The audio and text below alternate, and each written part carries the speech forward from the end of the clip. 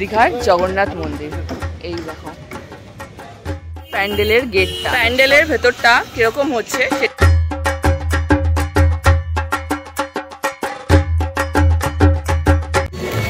এই হলো নৈহাটি মাছ বাজারের দীঘার প্যান্ডেলের গেটটা। চলো ভেতরে যাওয়া যাক, পুরো ভিডিওটা ওয়েট করছে তোমাদের। তো আমরা এখন যাচ্ছি ভেতরে। আর এই হলো গেটের পাশে, পেছনের দিকে মন্দিরটা রয়েছে, আর এইদিকেও অনেকগুলো গেট তৈরি হচ্ছে, এখনো পুরোপুরি তৈরি হয়ে যায়নি।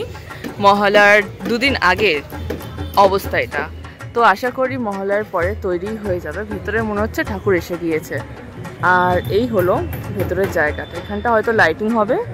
আর এদিকে এখনও পুরোপুরি কাজ কমপ্লিট হয়নি, কতগুলো হলো চূড়া বানিয়েছে, যেরকম মন্দিরে রয়েছে, চেষ্টা করেছে যে পুরোপুরি সেম করার, কিন্তু কোনো জিনিসই সেম হয় না।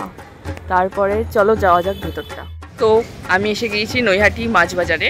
তো সেখানকার প্যান্ডেলটা কেমন হয়েছে তোমাদেরকে দেখানোর জন্য। আর তোমরা অলরেডি জেনেই গিয়েছো যে এবারকার এখানকার পুজোর থিম হলো দীঘার জগন্নাথ মন্দির। এই দেখো অনেকটাই রেডি হয়ে গিয়েছে। এবার চলো ভেতরটা দেখাচ্ছি তোমাদেরকে কতটা সুন্দর লাগছে।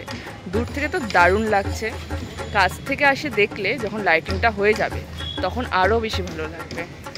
এক ঝলক দেখে নাও। এই হলো পুরো প্যান্ডেলটা, এখনই এতটা সুন্দর লাগছে, দূর থেকে যখন লাইটিং হবে না আরও দারুণ লাগবে।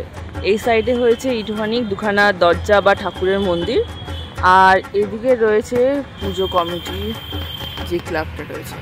আর আমার পিছনে নৈহাটি মাছ বাজারের মাছগুলো, এইখানটাতেই রয়েছে মাছগুলো সব। চলো তবে ভিতরে যাওয়া যাক, কতটা এগিয়েছে দেখাচ্ছি। এখানে এখনো প্যান্ডেলের কাজ চলছে, এই দুটো মন্দির এখনো তৈরি হয়নি পুরোপুরি। আশা করি রাত জেগে কাজ হচ্ছে এখানে, কারণ সামনেই পুজো আর 10 দিনও বাকি নেই, আর 2 দিন পরেই মহালয়া। আর আমরা চলো চেষ্টা করছি ভিতরের দিকে যাওয়ার একবার। প্যান্ডেলের ভেতরটা কিরকম হচ্ছে সেটা তোমরা এই ভিডিওতে একটু দেখে নাও।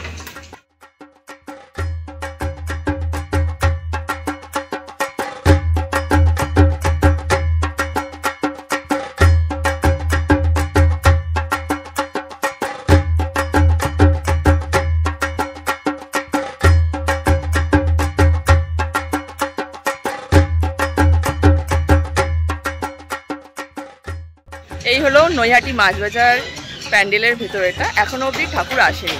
এই হলো তার, তো জানা গেছে যে এখানে পুজোর উদ্বোধন হচ্ছে চতুর্থীর দিন। তো আমরা তো আসছি, তোমরা কে কে আসছো কমেন্টে জানাবে। আর আজকের ভিডিও আমাদের এখানেই শেষ হচ্ছে। তাড়াতাড়ি করে সবাই চ্যানেলটাকে সাবস্ক্রাইব, ভিডিওটা লাইক আর শেয়ার করে ফেলো।